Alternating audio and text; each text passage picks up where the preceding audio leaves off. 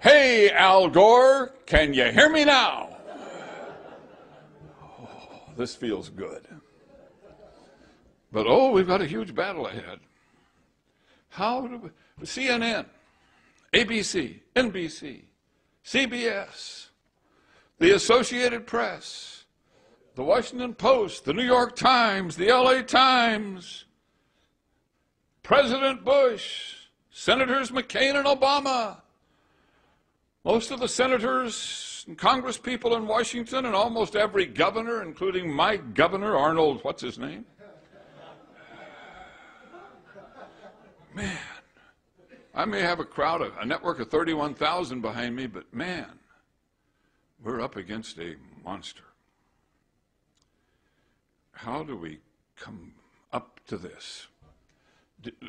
When that 31,000 was announced, and I haven't had a chance to talk to Arthur about this yet, he went to Washington and he held a news conference at the National Press Club to announce it. Did you hear about it? Did you read about it in the Associated Press? No. Was it in the Washington Post, the New York Times? It was on CBS, NBC, ABC. Did anybody show up for your news conference? 6 hangers-on hoping for free hors d'oeuvres, or at least soft drinks. How do we get heard by the American people? How do we reach them? What can we do? Well, I went to this New York conference, and the people at Heartland, God bless them, they threw this first conference for we skeptics on global warming in New York on first couple of days of March. And there were 100 of us who made speeches, and there were 600 people, that's all they had room for, in attendance there at Times Square. We didn't get any press coverage to speak of either, but at least we united and met each other, and it was a wonderful experience. But in my speech, toward the end, I speculated, if nothing else, I guess we could sue Al Gore. Well, what media was there immediately jumped on that. First question after the speech, can I sue Al Gore? Well, I made the point that if he won't come out and debate, even little old me, a worn-out, tired old man meteorologist, if he won't come out and debate, if his science advisor, the highfalutin, unhinged Jim Hansen, won't come out and debate, if the guys at Scripps there in San Diego, where I now live, won't come across town to debate me, and we've invited them over and over again, if they won't debate, maybe we should take them to court. If we did, and we charged Al Gore with fraud on behalf of the people of the United States, and we're all damaged by this global warming frenzy,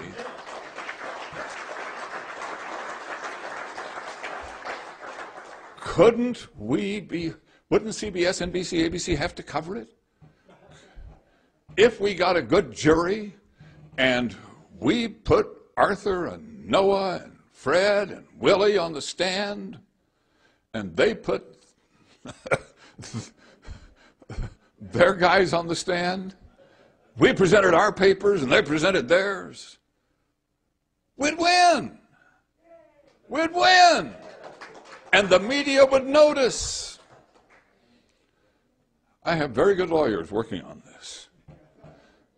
I got my fingers crossed that the money flows and we make it to court. Because this is the only way I can see that we can tip the scale in the near future. There's one other way for this to resolve itself.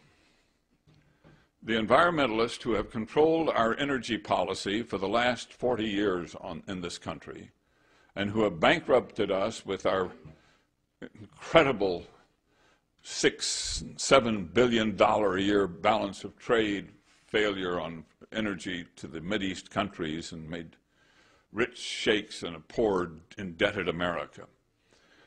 If those environmentalists who have kept us from building refineries and drilling for oil or mining coal or building nuclear plants, if those environmentalists continue to control the policy as the next president is elected and the next Congress is elected, if they continue and we all are paying, and they say it's the average American, I'm average, I don't know about you, I think you're above average.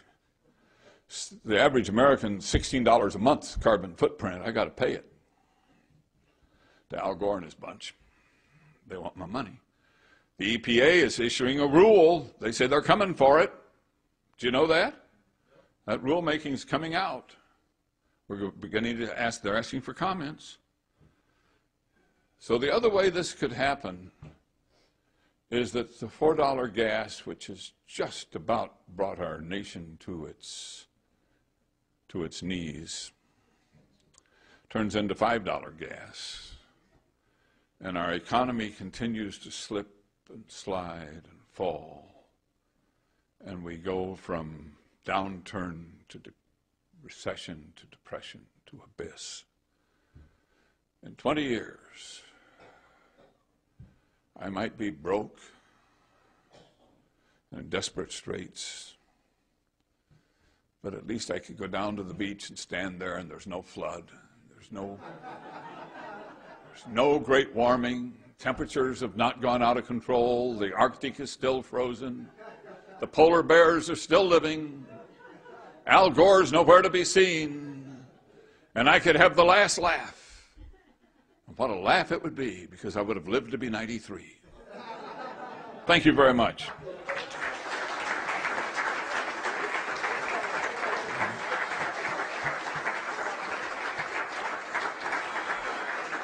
I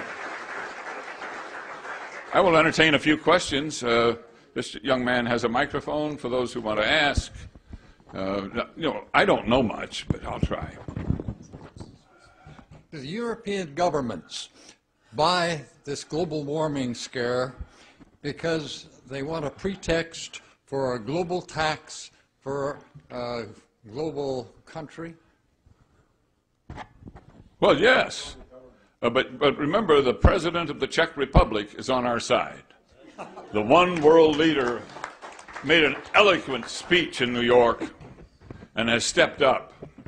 And I think there are a few little cracks in the veneer, but there's no question that there's plenty of hate America out there. And because we use a way out of percentage of fossil fuels, and they think fossil fuels are causing a problem, I know they're not. Yeah, they'd like to get us.